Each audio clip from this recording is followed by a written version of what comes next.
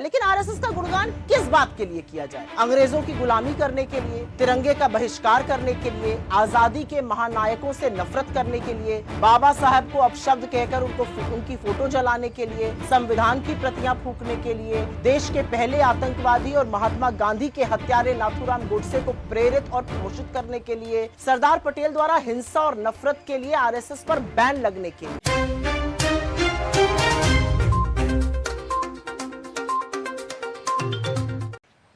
RSS के 100 साल हो रहे हैं तो टीवी पर, अखबारों में सरकार के नुमाइंदों द्वारा आरएसएस का गुणगान किया जा रहा है। लेकिन आरएसएस का गुणगान किस बात के लिए किया जाए? अंग्रेजों की गुलामी करने के लिए, तिरंगे का बहिष्कार करने के लिए, आजादी के महानायकों से नफरत करने के लिए, बाबा साहब को अपशब्द कहकर उनकी फोटो जलाने के लिए, संविधान की प्रतियां फूंकने के लिए, देश के पहले आतंकवादी और महात्मा गांधी के हत्यारे नाथूराम गोडसे को प्रेरित और पोषित करने के लिए, सरदार पटेल द्वारा हिंसा और नफरत के लिए आरएसएस पर बैन लगने के लिए, अंग्रेजों को चिट्ठी लिखकर आजादी के आंदोलन के दमन कैसे किए जाएं उसके तरीके सुझाने के लिए, भगत सिंह से लेकर चंद्रशेखर आजाद और तमाम क्रांतिकारियों को अराजक कहने के लिए, 1930 के सिविल डिसोबीडियंस मूवमेंट का बहिष्कार करने के लिए, या 1942 के भारत छोड़ो क्विट इंडिया मूवमेंट का बहिष्कार करने के लिए, जिन्ना की मुस्लिम लीग के साथ मिलकर Sindh, North West Frontier Province Bengal में सरकारें चलाने के लिए,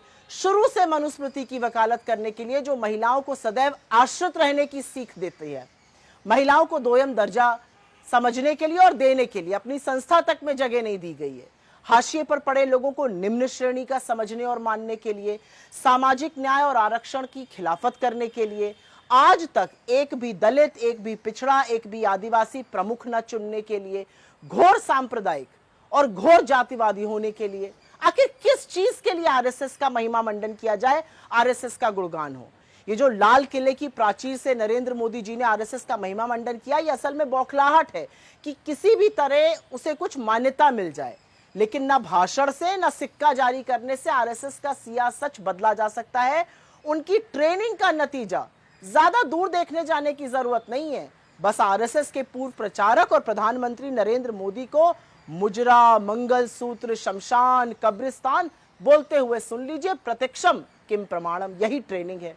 किसी ने ठीक ही तो कहा है, जो देशभक्त थे वो जंग में गए, जो गद्दार थे वो संग में गए। और ये सच्चाई आज तक यही है। आज भी नफरत फैलाने का, वैमनस्य फैलाने का, पोलराइज करने का, भाई को भाई से लड़ाने का काम आरएसएस और उससे प्रेरित लोग जो सरकार में हैं वो मुस्तैदी से कर रहे हैं।